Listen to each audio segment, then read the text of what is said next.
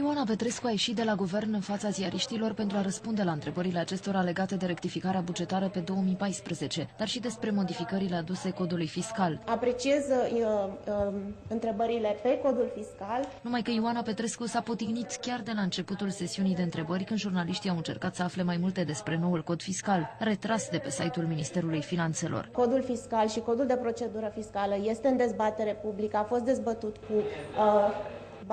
este în dezbatere publică, nu este încă pe site. Se pare că Ioana Petrescu, ministrul Finanțelor, nu știe că, potrivit legii, un act normativ lansat în dezbatere publică trebuie să fie neapărat plasat și pe site-ul instituției care l-a elaborat. Deși este contrazisă de ziariști, ministrul Finanțelor insistă. Este în dezbatere publică, a fost discutat cu mediul academic, va fi discutat cu mediul de afaceri săptămâna aceasta și public într-un eveniment vineri.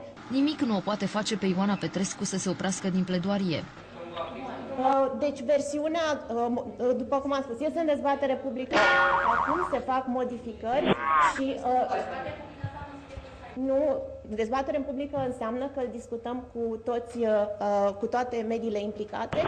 Ziariștii încearcă în zadar să o aducă pe drumul cel bun. Ministrul Finanțelor este de neclintit. Cei implicați sunt inclusiv cei care plătesc impozite. Deci ar trebui, cu cine discutați cu cei implicați dacă oamenii nu știu despre cum se va modifica codul fiscal care îi va afecta pe ei? Deci, încă o dată, a fost discutat cu mediul academic, va fi discutat și cu mediul de afaceri și va fi discutat și public și vineri. Chiar dacă la începutul sesiunii de întrebări Ioana Petrescu se arăta deschisă întrebărilor legate de codul fiscal, după disputa cu ziariștii s-a răzgândit. Voi răspunde la acele întrebări atunci când se va discuta public despre codul fiscal. Această conferință de presă este pe rectificare bugetară. Dar care este măcar strategia guvernului? Să încaseze mai mult de la... Vă mulțumesc.